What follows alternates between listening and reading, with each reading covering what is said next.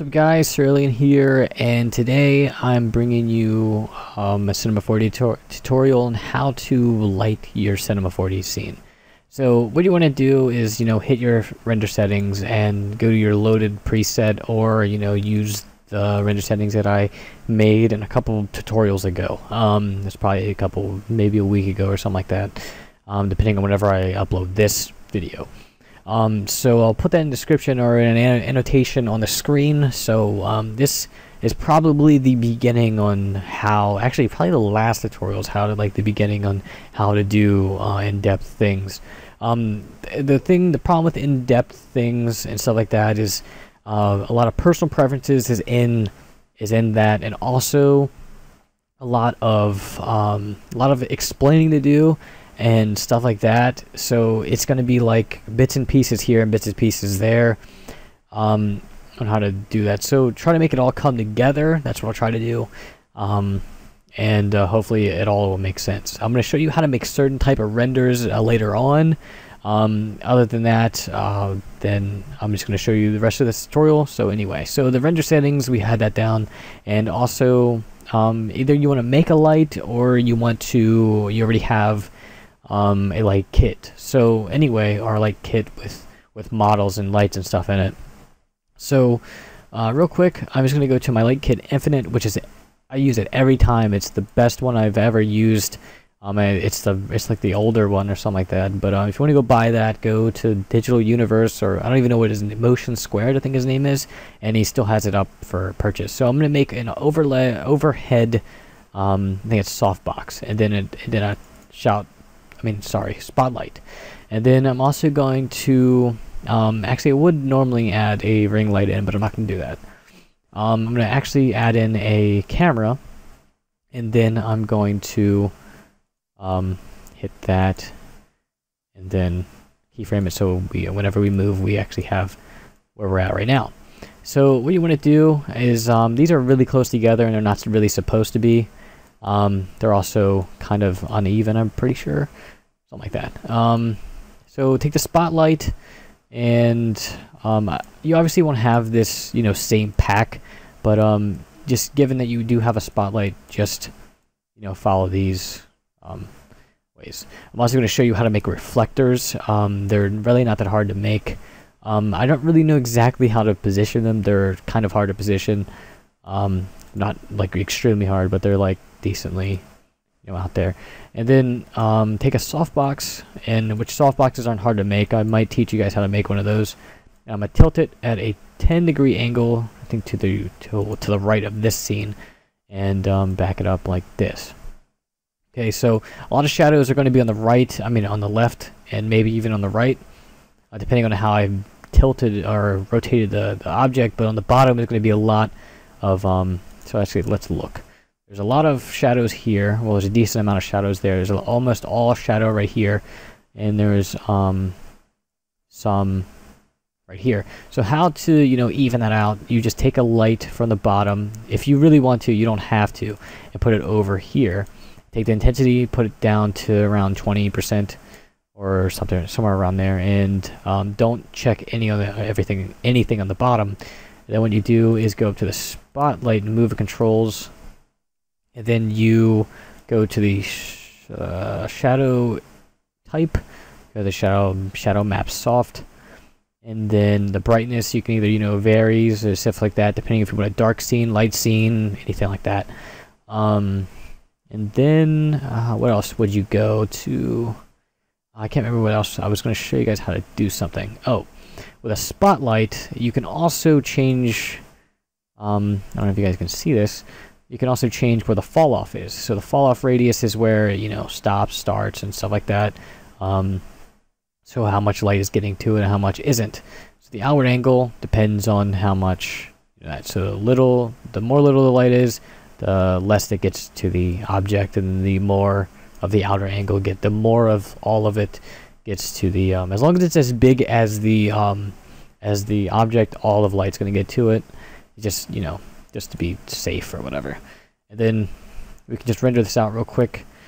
And obviously, since there's no like texture, we're not going to have anything like that. Actually, let me move this light over here.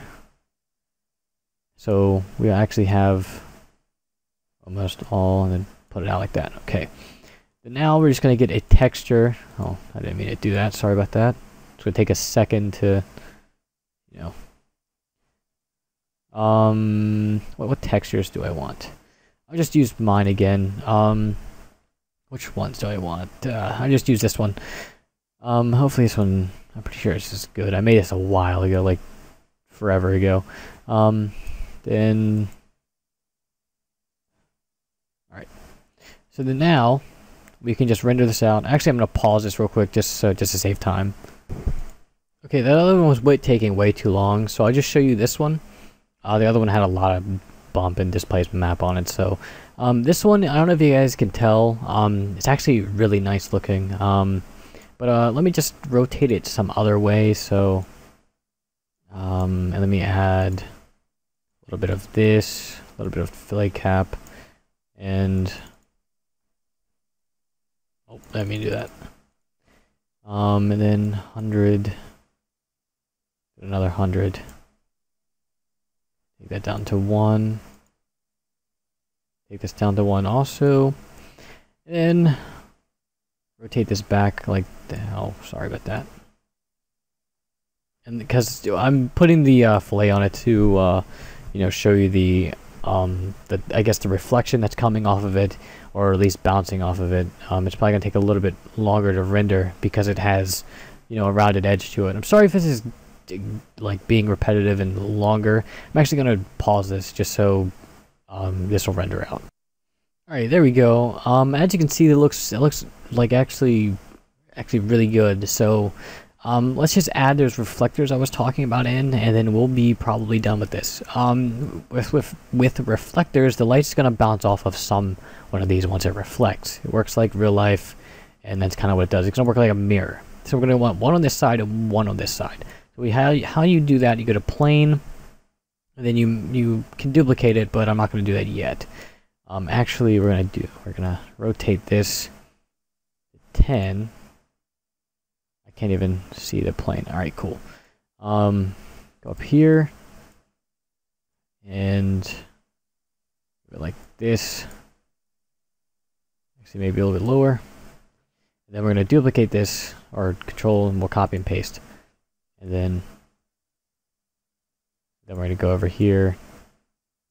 Did it not do that? Oh, okay, alright, cool. It's like that.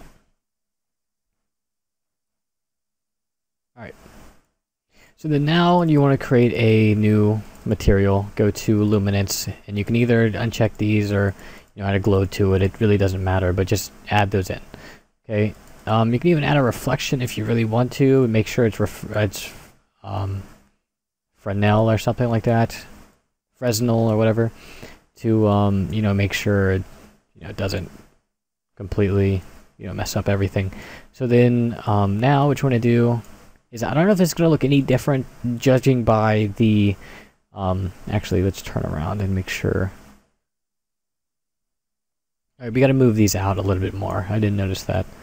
I have to move them out because, as you can see, they're kind of behind that, and they need to be out a little bit further. And they probably need to be rotated a little bit this way, which is what we're going to do. And then we will move it that way. So, there we go. I think that's logically how that would work. Then we're going to render it out in this. So then, let it just render out. I'm sorry this is so long. I'm just trying to, you know, get everything perfect. And let me just, again, to save time, let's, you know, pause it. Alright, so there we go. I can see a little bit of a difference in the reflection that's bouncing off of this end and about right here, and the like the little crevices and stuff like that. But there's still a lot of good shadows, realistic shadows and stuff like that. So, if you guys have any questions or anything like that, or need any help, or, you know, this and that, this is a paid, the Light Kit Infinite was a paid Light Kit, which I'm not going to release at all, because, I mean, it's somebody else's work. Wouldn't want somebody else's work. I mean, I don't really like charging, but it comes to the point, with a lot of experience and stuff like that, is where, you know, you should start charging. But I mean, some people overcharge, but let's not get into that. So anyway, yeah, again, if you have any questions, add my Skype or anything like that, or comment below. I'll be sure to get to you or somebody else or something like that. So anyway, I'll see you guys in my next tutorial. Sorry this one was so long.